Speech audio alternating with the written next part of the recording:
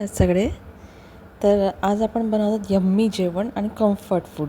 तर हे आहे पांता भात. पांता म्हणजे ताकात भिजवलेला भात रात्री भिजवून ठेवला होता आमच्या ब्रुनोसाठी.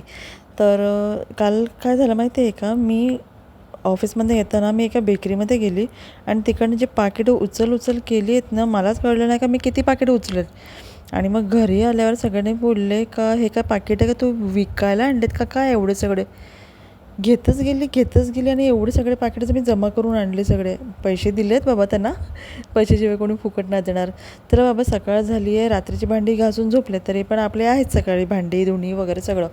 आज आपण बनवणार रसम राईस. रसम राईस म्हणजे वेगळं नाही, हे आहे लाईम जिंजरचं पेग बनवलं आहे मी. पेग इन द सेन्स ज्यूससारखं बनवलं भांडी घासून झाल्यावर थंडगार पिण्यासाठी.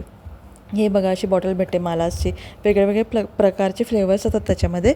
आणि आपण बनवूया आज रसम राईस. म्हणजे रसम राईस वेगळे नाही, त्याच्यामध्ये राई, जिरं, मोहरी, कढीपत्ता, लसूण, असे कांदा वगैरे. तुम्हाला माहिती आहे ते रसम राईसची रेसिपीनं खूप व्हायरल झाली होती. तर आपलं सिंपल रसम राईस, तांदूळ आणि तुरीची डाळ भिजवून ठेवायची आणि त्याच्यामध्ये सगळे व्हेजिटेबल्स पण टाकू शकतात.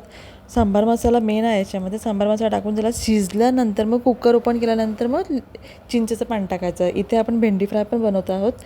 तुम्हाला माहिती आहे का मित्रांनो, जो माणूस एका टायमाला ज्याच्या लाईफमध्ये खूप त्रास असतो, तो स्वतःला एकटं फील करतो आणि त्याच्याबरोबर तेव्हा कोणीच नसतो, ते प्रॉब्लेम्स तो सॉल्व करून जो बाहेर निघतो ना, तो एवढा निखारून उठतो. त्याचा कॉन्फिडन्स लेवल, त्याचं आत्मविश्वास सगळं काही इतकं वर पोचलेलं असतं ना का बोलू नका काही. आता हे आपण रसम राईस पण प्लेट आपण रेडी केली आहेत.